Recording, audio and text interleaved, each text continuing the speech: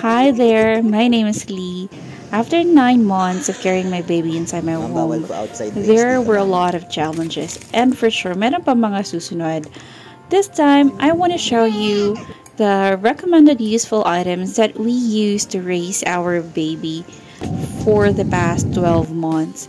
Yes, our baby is now 1 year old and I want to share with you kung ano yung mga nakatulong sa amin para mas mapagaan din yung inyong journey, lalo na kung nagsisimula pa lang kayo sa inyong parenting journey.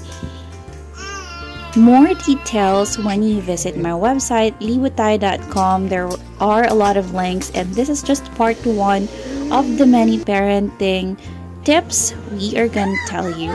Most of all, I want to say thank you to my husband for being present in the past 12 months.